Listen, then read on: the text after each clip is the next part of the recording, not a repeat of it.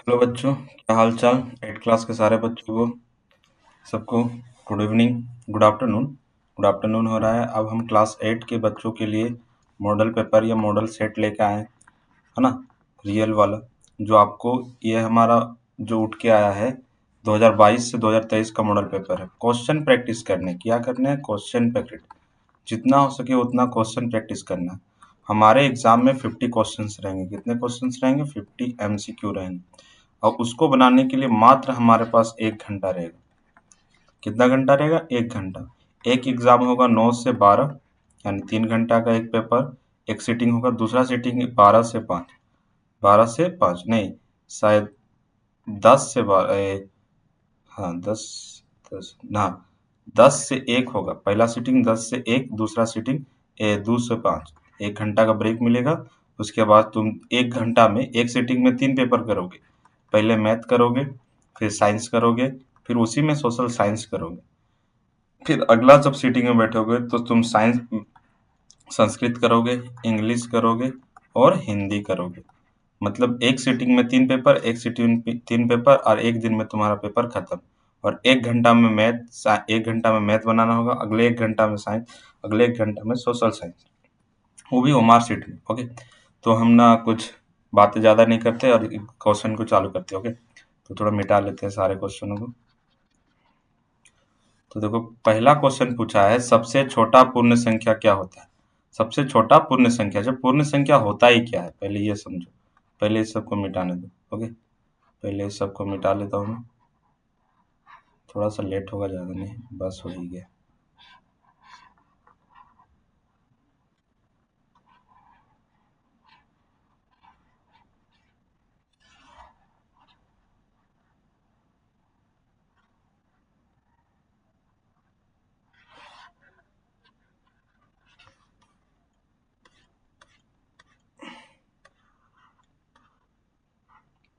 चलो पहले क्वेश्चन की ओर देते हैं। सबसे छोटा पूर्ण संख्या कौन होगा? 0।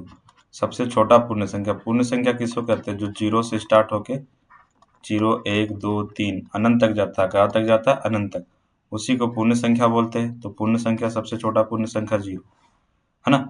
फिर आया 5 का व्युत्क्रम क्या होगा? 5 का व्युत्क्रम, 5 का व्युत्क्रम जस्ट उल्टा क्या होगा? इसका उल्टा। तो 5 लिखा है तो 5 का उल्टा 1/5 हो जाएगा। 1/5 हो जाएगा।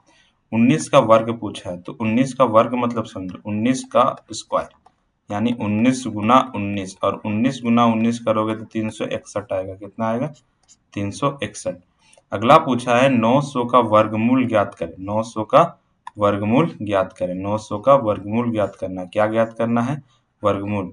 तो ये देखो सिंपल ट्रिक है। वर्गमूल निकालने बोले तो आप वर्गमूल निकालने मत पर बैठ जाना। सिंपल ट्रिक यूज करो। क्या करो? ट्रिक यूज करो। ट्रिक के बिना एग्जाम में नहीं होता क्वालिफाई। देखो ट्रिक क्या है। आप देखो, पहला ऑप्शन को उठा, वर्गमूल पूछा है, मतलब कोई दो चीज को गुना करने पे क्या आना चाहिए? 900 आना चाहिए। तो पहले हम 30 को उठाएंगे। 30 × 30 करेंगे तो 900, तो यही आ गया सर। आ गया। बाकी कोई नंबर उठा लो, 27 को 27 से गुना करो और इसको गुना करो, नहीं आएगा तो हमारा आंसर शुरू वाला ऑप्शन हो जाएगा। ना कि तुम ऐसे खींचोगे लकीर फिर बनाओगे सर ऐसे कर रहे, वैसे नहीं तो भाग विधि से कर रहे हैं सर, बहुत टाइम लग जा रहा। तो बहुत टाइम लगेगा ही। दूसरा पूछा है 11 का घन कितना होगा? 5वां नंबर का सवाल देखो, 11 का घन कितना होगा? तो 11 का घन मतलब क्या? घन मतलब 3। तो 11 को 3 बार गुना करो, 11, 11 × 11, तो आएगा, इसको याद रखना, 3, 3, 1। ये ज्यादा रिपीट हुआ। 11 का घन बहुत बार रिपीट हुआ, बहुत सवालों में मैंने देखा। ओके, 11 का घन बहुत बार रिपीट हुआ। उसके बाद आता है 6 नंबर का सवाल, 8/27 का वर्गमूल घनमूल क्या होगा? 8/27 का घनमूल क्या होगा? 8/27 का घनमूल, तो 8 लिखो, 27। अब घनमूल पूछा है। क्या पूछा है? घनमूल। तो घनमूल निकालने के लिए क्या करो? 2 को तोड़ो, 2 गुना 2 गुना 2 गुना 2। 27 को तोड़ सकता है कि 3 गुना 3 गुना 3 गुना 3 में तोड़ सकती हो। अब बताया घन पूछा है, तो घन में 3 का जोड़ा बनता है। तो 3 गो में से एगो, 3 गो में से एगो, तो 2/3 हमारा आंसर हो जाएगा। 2/3। अगला सवाल है 7 नंबर का सवाल। देखो 7 नंबर का पूछा है कि 5 के घन का सही मान क्या होगा? 5 के घन का सही मान, 5 के घन का सही मान क्या होगा? तो 5, रुक जाओ यार, 5 के घन का सही मतलब 5 का क्यूब। तो 5 का क्यूब होता है 5 गुना 5 गुना 5। इसका मतलब यही चीज होता है कि ये चीज 3 बार गुना होगा, 125 आएगा। 25 25 25 25 125। अब पूछा है x का मान 0, x का पावर 0 तो मान क्या होगा। अब याद रखना किसी का पावर 0 होता है तो 1 आता है। कितना आता है 1, तो ये भी 1 ही होगा। एक संख्या ab का विस्तृत रूप होगा। ab का विस्तृत रूप, विस्तृत रूप पूछा है ab का तो ab का इकाई दहाई, दहाई के साथ कितना गुना होता है 10, इकाई के साथ 1 गुना होता है। तो दहाई का 10 10a प्लस b, तो 10a प्लस b कहाँ दिख रहा है, देख 2 नंबर। ओके, तो चलो इसको मिटा लो, थोड़ा मिटाने का बहुत जरूरी होता है, मिटाना बहुत जरूरी है भाई, नहीं तो गलतियां दिख जाती हैं। आ जाओ, इसको मिटा लेता हूँ। आ जाओ, कितना नंबर का सवाल, 9 नंबर का सवाल बता दिया। अब 10 नंबर का सवाल क्या है सर, ऐसे ही सवाल करते जाएंगे। लगभग मैं तो टारगेट लेता हूँ कि मैथ में अगर मैं 400 सवाल करूंगा तभी मुझे 50 सवाल वहां से मिल जाएंगे। तो टारगेट फिक्स है 400 सवाल। अब की बार ए प्लस यार, है ना। अब की बार का नारा है ए प्लस लाना है। अब की बार का नारा क्या है, ए प्लस लाना है। तो कौन संख्या 3 से विभाजित है, कौन सी संख्या 3 से विभाजित है। 3 से कटने का नियम क्या है कि जितना भी नंबर दिया रहता है उसको जोड़ो, क्या करो जोड़ो। अगर वो 3 का मल्टीपल आ जाए तो नंबर कट जाएगा। तो पहला ऑप्शन कर लेते हैं 120। कितना आएगा 1 2 प्लस 0 कितना आ जाएगा 2 3, 3 और 3 में जुड़ेगा 3, ये 3 का मल्टीपल आ चुका है। एक ऑप्शन, दूसरा ऑप्शन लो 200 122 से जोड़ो, 1 2 2 कितना आएगा 3 2 5 ना, 3 से कटेगा नहीं। उसको भी देखो 10 11, फिर देखो 7 8, ये भी नहीं जाएगा, मतलब ऑप्शन नंबर ए ही होगा। 3 से कटने का सिंपल साधारण नियम है कि जो नंबर दिया है उसको जोड़ दो, और जोड़ने के बाद देखो सभी को जोड़ दो, और जोड़ने के बाद देखो क्या वो 3 का मल्टीपल आ रहा है। 3 का मल्टीपल आ रहा है तो फिर वो क्या हो जाएगा, वो 3 का से कटेगा। दूसरा 11 नंबर आया है कि निम्न में से एक पद व्यंजक क्या है। एक पद व्यंजक मतलब एक पद व्यंजक, यहाँ देखो एक पद दो पद सब बताता हूँ। एक चिन्ह रहेगा तो दो पद, एक भी चिन्ह नहीं रहेगा तो एक पद, और दो चिन्ह रहेगा, दो चिन्ह का मतलब देखो x प्लस 2y माइनस 3, ये कौन सा पद है, त्रिपद है, ठीक है नहीं। लेकिन यहाँ देखो x प्लस 2y, ये कौन सा, एक ही चिन्ह है तो ये दो पद हुआ, ये त्रिपद हुआ, ये दो पद हुआ, और ये 2xy क्या हो जाएगा, एक पद हो जाएगा। मतलब कोई भी चिन्ह नहीं रहेगा तो x, है ना, एक पद, एक चिन्ह रहेगा दो पद, दो चिन्ह रहेगा त्रिपद। 12 नंबर का सवाल देखो, -2 का संख्यात्मक गुणांक क्या होगा। संख्यात्मक गुना मतलब उसके साथ गुना में कौन है, एक्स वाई के साथ गुना में कौन है, -2, तो हमारा आंसर हो जाएगा -2, है ना। अगला आता है कि X square minus 2ab plus B square, ये देखो किसका फॉर्मूला है, a माइनस बी का होल स्क्वायर है, और इसका मतलब क्या है, ये चीज दो बार गुना होगा। देखो दिख गया, कहाँ दिख रहा है, 2 नंबर हो गया। अब पूछा है 9x² माइनस 9 का गुणनखंड क्या होगा। सिंपल, 9x लिखो 9, हम 9x² को 9x² रहने देंगे। 9 को लिख सकते हैं 3 का पावर 3, लिख सकते 2 2 2। अब देखो ये ए स्क्वायर माइनस बी स्क्वायर के फॉर्मूला में टूटा, तो ए स्क्वायर माइनस बी स्क्वायर का फॉर्मूला क्या होता है, ए प्लस बी ब्रैकेट ए माइनस बी होता है ना।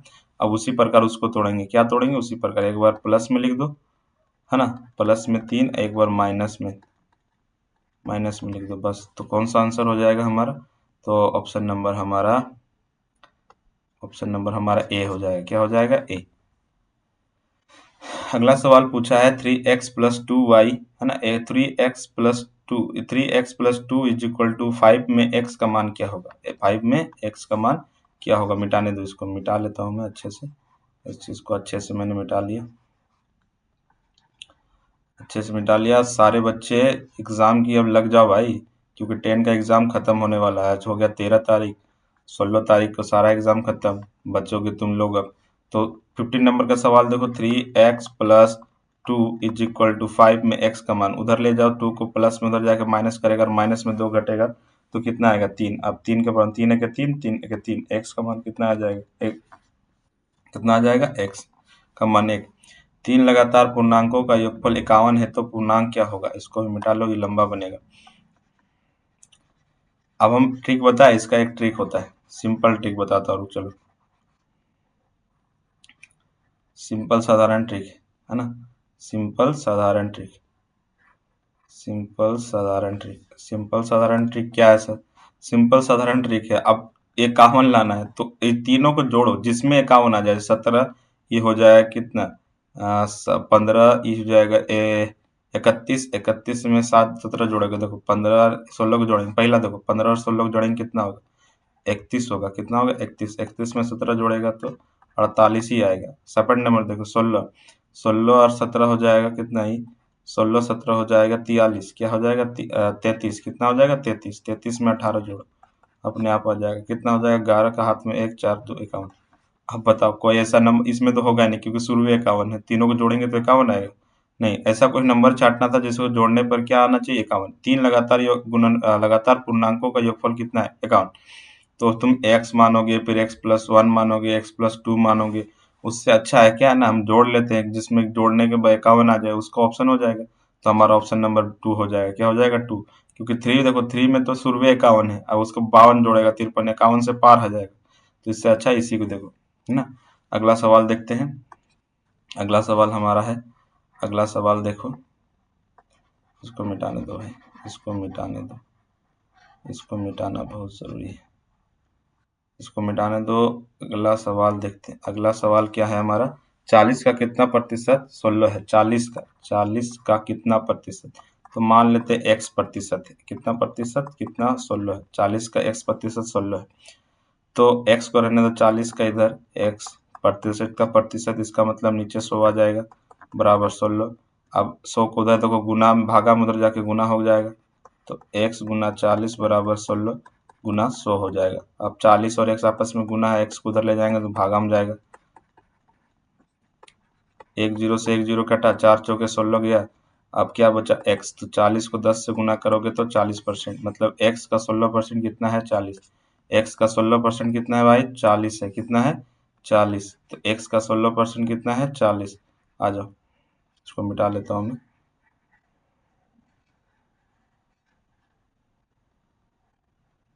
मिट जा जिंदगी।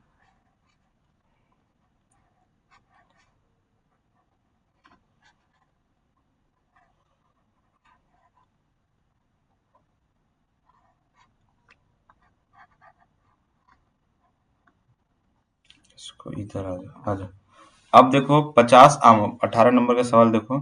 18 नंबर का सवाल पूछा है कि 50 आमों के समूह में 60% आम बिल्कुल पके हैं, तो पके हुए आमों की संख्या क्या होगी? पके हुए आमों की संख्या, तो 50 आम है, उसमें से कितना प्रतिशत आम पक गया 60%, तो 60% कितना होता है 50 आम का, एक जीरो से एक जीरो, एक जीरो से एक जीरो गया, एक जीरो से एक जीरो गया, एक जीरो से एक जीरो गया, तो 5 दूनी 30, कितना आम पका हुआ है 30 आम, कितना आम पका हुआ है 30 आम पका हुआ है। अरे 60% आम ना पका है तो 50 का 60% निकाल दो, तो 50 का 60% निकालेंगे तो 30 आएगा, अब 30 आम पका होगा क्योंकि 60% ही आम पका है, और 50 का 60% कितना होता है 30, तो 30 ही आम पका हुआ है।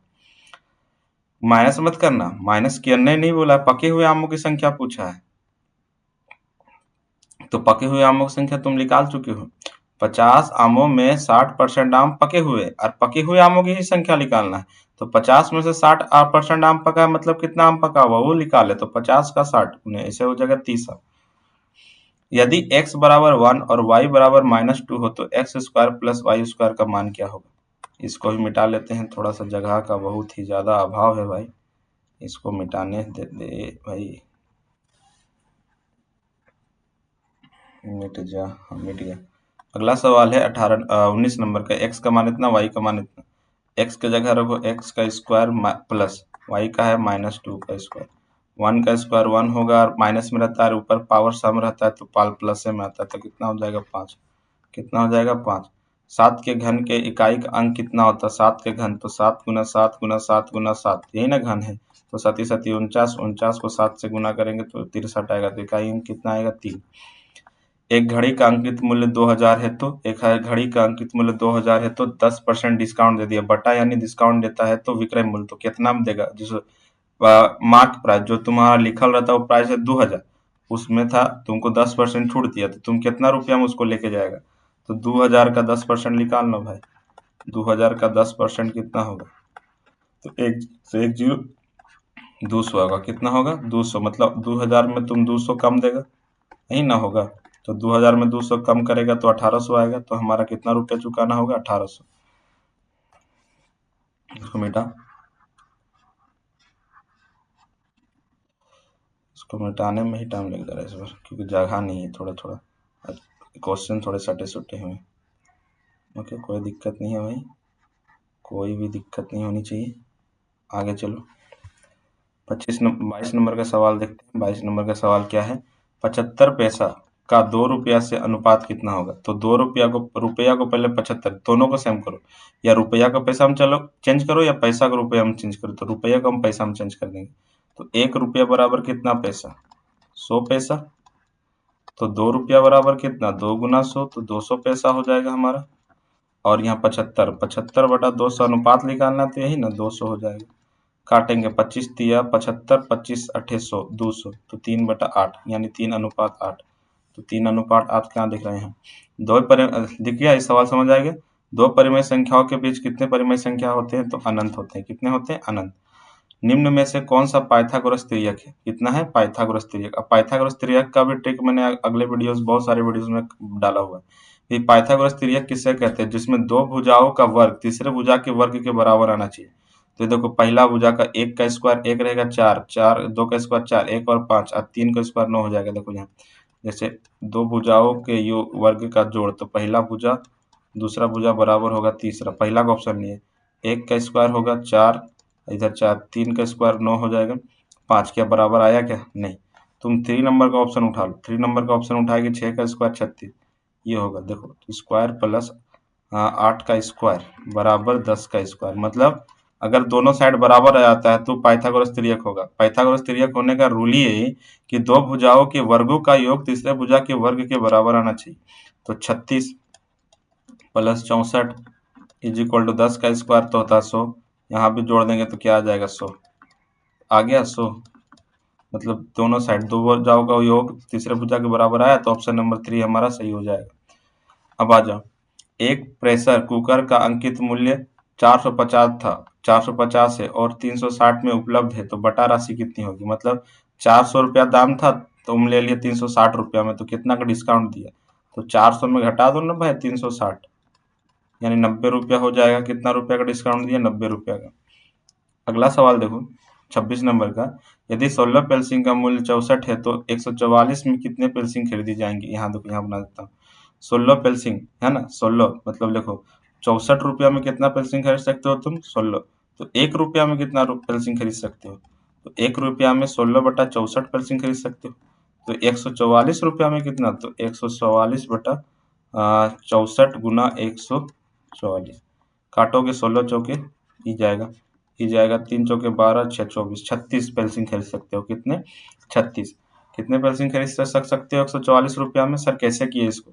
देखो पहले मैंने देखा कि 64 रुपया में 16 पेंसिल खरीदा। पहले उससे पहले हमको 1 रुपया का निकालना होगा। 1 रुपया में कितना? तो 1 रुपया का निकालने के लिए 16 बटा 64 कर दिए, क्योंकि जितना दिया है उससे। फिर 144 रुपया में, तो 1 रुपया का पता चल गया 16 बटा 64, तो 164 44 रुपया का नहीं पता होगा, इससे गुना कर देंगे। तो गुना करके काट छाट के आंसर ले आएंगे। 45 व्यक्ति किसी काम को 13 दिन में करते हैं, तो उसी काम को 39 व्यक्ति कितने दिन में करेंगे?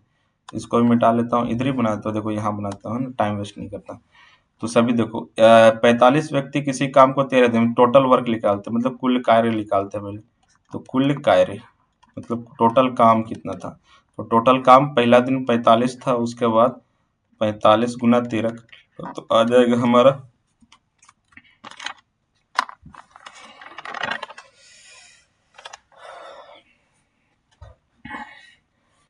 13 करोगे तो ये आ जाएगा। थोड़ा रुक जाएगा, कमर दर्द देने लगा।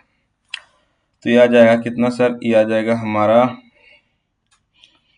585। कितना आ जाएगा? 585। इसको करोगे तो कितना में आ जाएगा? 585 रुपये में आ जाएगा। कितना? 585, 585 लगभग 585 आ जाएगा। मतलब इतना टोटल वर्क था। अब 39 व्यक्ति कितना दिन में करेगा? टोटल वर्क निकाला, टोटल वर्क को 39 व्यक्ति से डिवाइड दे दो। इसको काटोगे तो 15 बार में कट जाएगा, मतलब 15 दिन में करेंगे। कितना दिन में करेंगे? 15 दिन में। तो ऐसे काम आएगा तो पहले जितने व्यक्तियों का दिया है उसका टोटल वर्क निकालेगा, उसके बाद जितना व्यक्ति का निकालने बोला है उसको भागा दे देगा, आंसर आ जाएगा। 28 नंबर का सवाल है। 28 नंबर का सवाल यहाँ जाता गया है कि वर्ग के सभी बाह्य कोणों का योग कितना होता है, तो 360 होता है। कितना होता है, 360। ये सवाल तो बिन बताए बता दोगे यार। 500 रुपए का 5% वार्षिक दर ब्याज की दर से दो वार्षिक साधारण ब्याज क्या होगा, मतलब साधारण ब्याज एसआई निकालने बोला है। एसआई निकालने का फॉर्मूला होता है P into R into T by 100। इन होता है पी कितना दिया है 500, आर दिया है 5, टाइम दिया है 2/100। 2 जीरो से 2 जीरो गया, 25 देखो 5 गुना 5 गुना 2, 25 25 दूनी 50, कितने रुपए होंगे, 50 रुपए। कितने रुपए, 50 रुपए। निम्नलिखित में कौन 2D आकृति नहीं है, तो आयत 2D आकृति नहीं है। निम्नलिखित में कौन सा आइलर सूत्र है, मतलब सही रूप से आइलर सूत्र होगा ये वाला, F plus B is equal to E plus two. Okay, पहला। 32 नंबर का सवाल देखो, एक समचतुर्भुज का क्षेत्रफल ज्ञात कीजिए जिसकी विकर्ण की लंबाई 24 सेंटीमीटर और दूसरी विकर्ण की लंबाई कितनी दी है, 10 सेंटीमीटर है। तो चतुर्भुज का क्षेत्रफल निकालना है। तो समचतुर्भुज के विकर्ण बने रहेंगे तो क्या फॉर्मूला होता है, 1 इंटू पहला विकर्ण इंटू दूसरा विकर्ण। तो पहला विकर्ण कितना दिया है, 1/2 गुना पहला विकर्ण कितना दिया है, 24। दूसरा विकर्ण दिया है 10, काटो 2, ये 12 बार में कट जाएगा, 12 × 120। अब क्षेत्रफल निकालने बोला तो सेंटीमीटर स्क्वायर, तो सेंटीमीटर स्क्वायर हो जाएगा। उसको मिटा लेते हैं, ज़्यादा टाइम हो जा रहा है। ओके, थोड़ा स्पीड बढ़ाते हैं अपनी, ये तो वीडियो लंबा बन जाएगा, फिर आप बोर होने लगोगे। उससे अच्छा मैं इस वीडियो को छोटा ही करके बना दूँ। यदि समलंब चतुर्भुज का समांतर भुजा 6 सेंटीमीटर 8 सेंटीमीटर और ऊंचाई 5 सेंटीमीटर, तो क्या होगा, तो समलंब चतुर क्षेत्रफल क्या होगा, समलंब चतुर्भुज का फॉर्मूला होता है a plus B into H. तो a का a कितना हो जाएगा 6, 8 हो जाए, b हो जाएगा 8 और ऊंचाई कितना दिया है 5, कितना हो जाएगा 8, यहाँ हो जाएगा 2 गुने 14 गुने 5, यहाँ 2 है तो 7 14 हो जाएगा, 7 से गुना करोगे तो 35 सेंटीमीटर स्क्वायर हो जाएगा। ध्यान दो, क्षेत्रफल निकालने बोला तो 35 सेंटीमीटर स्क्वायर में ही टिक लगाना। घन का कुल पृष्ठीय क्षेत्रफल क्या होता है, 6L स्क्वायर होता है। 35 नंबर का सवाल है, एक बेलन की त्रिज्या 14 सेंटीमीटर है तथा ऊंचाई 10 सेंटीमीटर है, तो बेलन का वक्र पृष्ठीय क्षेत्रफल। तो बेलन का वक्र पृष्ठीय क्षेत्रफल होता है हमारा, बेलन का वक्र पृष्ठीय क्षेत्रफल होता है, क्या होता है भाई, 2πr स्क्वायर होता है। क्या होता है, 2πr² h। तो 2 का 2 होगा, 22 का 22/7 होगा। आर का मान कितना दिया भाई, आर का मान दिया है 14, 14 दिया है, क्या दिया है 14।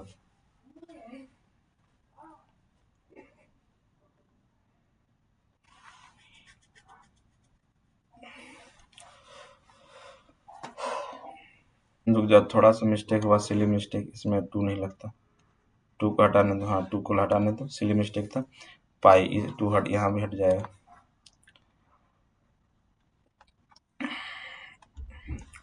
आ जाओ,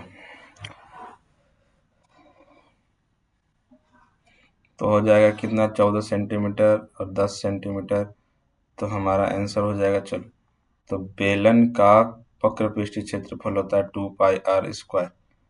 2πr² होता है सर, 2πr इसको चलो खपा, 2πr², 2π, अरे यार रुक जा भाई, काहे से हो रहे। तो 2 का 2 बाय 14 का 14 का 2 बार 14 लिख देंगे, फिर 10, 7 दूनी 14, ये हो जाएगा 44 और इधर हो जाएगा 140, 140 हो जाएगा। इसको गुना करेंगे, आज चलो 14 से गुना करते हैं, चलो नहीं इसको गुना कर लेते हैं एक बार सिंपल सा, 14, रुको यार सिंपल सा टिक लगा देते हैं इसमें सिंपल में आंसर बताता हूँ, आप यहाँ मल्टीप्लाई करके लेते आना। ओके, मल्टीप्लाई क्या हो जाएगा, 880 सेंटीमीटर स्क्वायर हो जाएगा। कितना हो जाएगा, 880 सेंटीमीटर स्क्वायर हो जाएगा। 880 सेंटीमीटर स्क्वायर हो जाएगा। कितना हो जाएगा, 880 centimetre square. Okay, 880 centimetre square हो जाएगा। थोड़ा सा फॉर्मूला में इंक्रीज हुआ है, रुक जा, फॉर्मूला थोड़ा सा, फॉर्मूला हमको थोड़ा माइंड से भूला भूला लग रहा था, तो फॉर्मूला को एक बार रिकरेक्ट कर देता हूँ। ओके, फॉर्मूला मेरा हो जाएगा पाई आर एच होता है, 2πr/h होता है। कितना होता है, 2πr, 2πr/h फॉर्मूला में लगाना, तुम्हारा आंसर आ जाएगा। यदि किसी घन का एक भुजा 8 सेंटीमीटर है तो घन का आयतन कितना होगा, तो घन का आयतन होता है भुजा क्यूब। क्या होता है, भुजा, भुजा क्यूब होता है। क्या होता है, भुजा का क्यूब होता है। तो भुजा क्यूब होगा 8 का क्यूब, ये स्क्वायर लिखा गया, 8 का क्यूब। 8 का क्यूब क्या होता है 512 सेंटीमीटर क्यूब हो जाएगा, क्योंकि आयतन निकालने बोला है, आयतन में हमेशा क्यूब लगता है, तो 512 हो जाएगा। ओके, अगला सवाल है हमारा। अगला सवाल है, यदि बेलन की त्रिज्या 7 सेंटीमीटर और 10 सेंटीमीटर है तो बेलन का आयतन क्या होगा? तो बेलन का आयतन फॉर्मूला होता है हमारा, बेलन का आयतन का फॉर्मूला होता है पाई आर स्क्वायर एच। तो पाई का मान 22/7 हो जाएगा, आर का मान 7 गुना 7 हो जाएगा, क्योंकि स्क्वायर है तो रखोगे तो ऑटोमेटिक 7 गुना 7 10, एक 7 से एक 7 गया, इधर आ जाएगा, इधर 154, 22 को 7 से गुना करोगे तो 154 आएगा, 10 को गुना करोगे 0 आ जाएगा, तो सेंटीमीटर क्यूब हो जाएगा। आयतन निकालने बोला था तो 140 1540 सेंटीमीटर क्यूब हो जाएगा। घनाभ के आयतन की, रुक जाओ इसको मिटाने दो थोड़ा सा, नहीं तो दूसरा सवाल देख भी नहीं पाओगे। चलो, इसके बाद बोला है घनाभ का आयतन ज्ञात कीजिए यदि लंबाई चौड़ाई और ऊंचाई। तो घनाभ का आयतन होता है L into B into H, यानी लंबाई गुने चौड़ाई गुने ऊंचाई, 6 गुना 3 गुना 2, 6 दूनी 18, 6 × 18, 18 दूनी 36। कितना निकालने बोला था? आयतन, सेंटीमीटर क्यूब हो जाएगा, तो 36 सेंटीमीटर क्यूब। अगला पूछा, घन में कुल कितने किनारे होते हैं? तो घन में कुल 12 किनारे होते हैं। 4 का मिलान चिन्ह क्या होगा? देखो 1 2 3 4, ये तो रोमन नंबर है भाई, उसको लगाना भी नहीं। वर्ग चिन्ह पूछा, वर्ग अंतराल 30 और 40 का वर्ग चिन्ह। तो वर्ग चिन्ह का फॉर्मूला होता है उच्च सीमा, हम हर बार सवाल में बताते हैं, उच्च सीमा प्लस निम्न सीमा बटा 2। तो उच्च सीमा हो जाएगा 40, निम्न सीमा हो जाएगा 30। दोनों को जोड़ दो भाई, ये तो हिचकने लगते हो यार। तो 70, 70 को 2 से भागा दोगे तो आ जाएगा 35। कितना आ जाएगा? 35। तो हमारा आंसर हो जाएगा 35। क्या हो जाएगा? 35। हाँ भाई हाँ, रुक जा, ठीक चल रहा था। वर्ग अंतराल का माप क्या होता है? वर्ग अंतराल का माप निकालने के लिए क्या करो, शुरू को 10 से माइनस कर दो। मतलब कितना का डिफरेंस है? 10 का डिफरेंस दिख रहा है तुमको, तो 10 का डिफरेंस होगा तो आंसर 10 हो जाएगा। माप यानी शुरू वाला को लास्ट वाला को शुरू वाला से माइनस कर दो, तुम्हारा आंसर आ जाएगा। आंकड़ों की, देखो 43 नंबर का सवाल देखो, आंकड़ों की सबसे बड़े एवं सबसे छोटे परिच्छन के अंतर को क्या कहते हैं? तो अधिकतम संख्या माइनस न्यूनतम संख्या को क्या बोलते हैं? निकालने के लिए परिसर कहते हैं। वृत्त आलेख का दूसरा नाम क्या होता है? Pie chart. क्या होता है? Pie chart. दो सिक्कों को एक साथ उछालने पर कुल परिणाम कितना आएगा? तो कुल 2 सिक्कों को एक साथ उछालोगे तो कुल परिणाम हमारा कितना आएगा? 4। यानी कैसे? देखो, हेड हेड आएगा, एक सिक्का में आ सकता है, एक सिक्का में टेल टेल आ सकता है, एक सिक्का में हेड टेल आ सकता है, दूसरा सिक्का में टेल हेड आ सकता है। मतलब 4 परिणाम आ सकते हैं। जब एक पासे को फेंका जाता है तो उसके सतह पर सम आने की संख्या कितनी होगी? तो यहाँ देखो, तो कुल संख्या कितना होता है? पासा में 6, और कितना होता है? 1 2 3 4 और ये 6 होता है ना। यहाँ से सम संख्या क्या होगा? सम संख्या यानी जो 2 के पहाड़े में आते हैं, यानी 2 4 6। तो वैधता निकालने के लिए टोटल परिणाम कितना? 6 आ सकता है, कितना है? 3। तो काटो, 1 2 कितना हो? 1 2 3 3, तो 1/2 आंसर हो जाएगा। हमारा आंसर कहाँ हो गया? 1/2, 1/2 हो जाएगा। एक थैली में 4 नीले, 2 हरे, 5 काले। थैली के अंदर बिना देखे एक गेंदा निकालना है, तो इसकी क्या प्रयोक्ता होगा कि निकाली गई संख्या पीली होगी? पीला गेंद का यहाँ बातें नहीं होगा, तो 0 होगा। मूल्य बिंदु का निर्देशांक क्या होता है? 0,0। बिंदु 3 -3, -4 का चतुर्थांश। तो इसको मिटा के थोड़ा बता ही देता हूँ तुम लोग को, इसको मिटा देता हूँ, इसको बता ही देता हूँ इसको। यार रुक जा यार, क्रिस बन जाते हो तुम, क्रिस का गाना सुनेगा। लड़का फेमस हो गया भाई। अब इसको देखो, मैंने ये निर्देशांक ज्यामिति बता दिया। देखो समझो, पहले में होता है प्लस प्लस, प्लस प्लस का चिन्ह होता है। दूसरा में होता है माइनस प्लस, तीसरा में होता है माइनस माइनस, और चौथा में होता है प्लस माइनस। क्या होता है? Plus minus. तो यहाँ देखो, जो बिंदु है ई भी माइनस में और एक्स भी माइनस में, वाई भी माइनस में, तो किस में आएगा? तीसरा में आएगा। तो मतलब तीसरा में आएगा। कितना में आएगा? तीसरा में। बिंदु 2, -5 में कोटि का मान क्या है? तो कोटि का मान क्या है? तो पहला देखो, यहाँ लिखा है 2, -5 ही ना लिखा है। तो पहला बोला बोलते हैं एक्स, एक्स को बोलते हैं भुज। दूसरा को बोलते हैं वाई, और वाई को बोलते हैं कोटि। कोटि कौन हो जाएगा -5, क्या हो जाएगा -5। यही हमारे साथ 50 के 50 सवाल खत्म होते हैं और वीडियो को मैं यही एंड करता हूँ। चलो ओके बाय।